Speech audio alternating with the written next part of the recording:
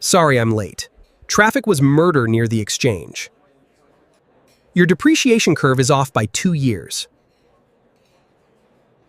That's a $23 million problem. I know exactly who you are, Reddick. Did you think I forgot? They're saying you leaked it. Tell me it isn't true. I flagged this exact flaw 5 years ago. Ask him why he buried it then too. Corinne Mercer raised her glass and said the joke before she could stop herself. Let's see how our driver handles a real table. 3 executives laughed. Preston Cole laughed loudest. Nobody expected Damon Reddick to actually show up. He did, in a tailored charcoal suit that fit like it had been made for him. Because it had. He crossed the private dining room without hurry, pulled out the empty chair at the far end, and said, "Sorry I'm late." Traffic was murder near the exchange. In a voice that made 3 people put their glasses down, Corinne's laugh died in her throat. She had invited him as a punishment for Preston's comment 2 weeks earlier. "You're getting too friendly with the help." Corinne, a petty stunt meant to make Preston squirm at his own joke, turned back on him.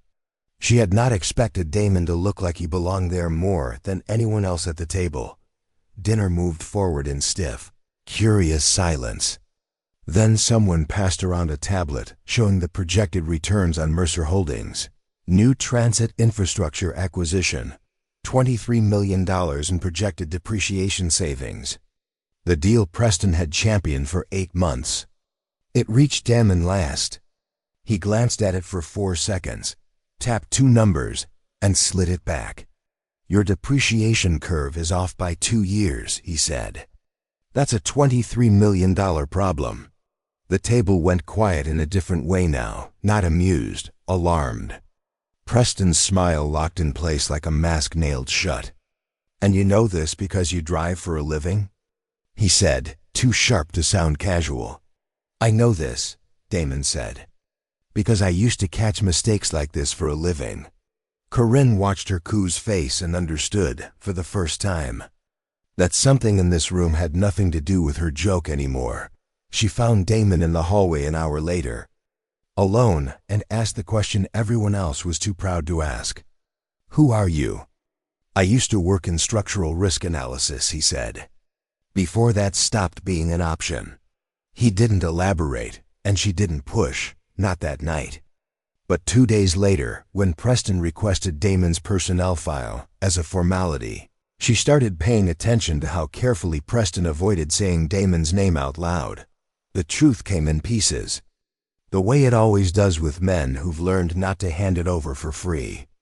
Damon had spent 9 years at a mid-tier investment firm, rising fast, trusted with exactly the kind of infrastructure deals Mercer Holdings was now chasing. 5 years ago, he'd flagged a depreciation miscalculation in a deal worth almost the exact same amount.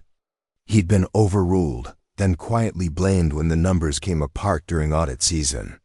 He hadn't leaked anything. He'd simply been the most convenient person to fire. Preston Cole had been on that deal too, under a different firm's letterhead. A name Damon hadn't placed until he saw him again tonight, older, silver-haired. Sitting at the head of a different table, making the same mistake with someone else's money. Damon hadn't taken the driving job by accident. His old mentor Walter Higgs now sat on Mercer's board and had quietly steered the position his way, not as charity, but because Walter had never stopped believing Damon had been set up, and wanted him close enough to prove it if the chance ever came. The chance came faster than either of them. Expected. 3 days after the dinner, a compliance officer flagged an anomaly, confidential. Deal terms from the transit acquisition had surfaced in a rival firm's due diligence request. Server logs showed the access originating from a terminal Damon had used to print directions for a client. Run 2 weeks earlier, Corinne called him into her office that evening. A printed copy of the report between them like a loaded weapon neither of them wanted to touch. "They're saying you leaked it," she said. "Tell me it isn't true." He looked at the report for a long moment before he looked up. I didn't touch that terminal for anything but directions, and you can check the login timestamp against my delivery schedule. But I understand why you're asking. This is exactly how it happened last time, too. Something in his voice, not anger, just tired familiarity, made her stomach turn. She believed him. But belief wasn't proof, and Preston was already drafting a statement to the board. That night, Damon went home to the small apartment he shared with his 15-year-old daughter, Naomi, and pulled a box down from the closet he hadn't opened in 5 years. Inside was a manila folder, edges soft with age, containing the original unredacted risk analysis he'd filed before he was fired. The one his old firm had claimed never existed. He'd kept it not for revenge, but because some part of him had always known the truth would need proof eventually. He just hadn't expected to need it again this soon. The board meeting was called for Thursday morning.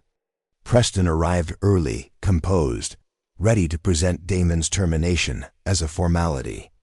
Corinne sat at the head of the table, unreadable. Walter Higgs sat 2 seats down, watching the door. Damon walked in with the folder under his arm. He didn't raise his voice.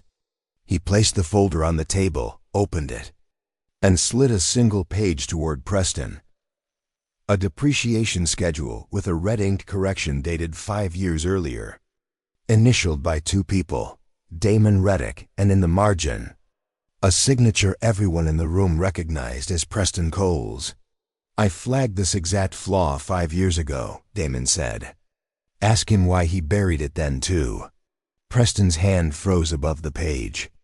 For the first time all week, he had nothing rehearsed to say. The rest unraveled the way. Buried things do once the ground gives way. An internal investigation confirmed the depreciation error in the current deal matched the 5-year-old pattern almost exactly, down to the same accounting workaround Preston had used to hide it both times. The falsified server log tying Damon to the leak was traced to a compliance override only Preston's credentials could authorize. Preston resigned before the board could vote to remove him. Nobody pretended it was anything but a formality by then. Corinne offered Damon his old title back in spirit. If not in name, head of risk analysis full authority. A seat at the table he'd once been pushed out of by men who'd mistaken caution for weakness. She apologized plainly for the joke that started it, and more quietly, for how long it had taken her to see him clearly. Damon didn't need the apology to know his own worth. But he accepted the job, not because the company had finally recognized him, but because, for the first time in 5 years, he got to choose the terms on which he walked back into a room like that one. That evening, Naomi asked him how his day was, the way she always did, half listening, doing homework at the kitchen table. He told her simply that he'd gotten his old life back, the parts of it worth keeping, anyway. She looked up. Does that mean you're not driving anymore? No, he said, smiling for the first time all week. It means I finally get to choose who's in the car.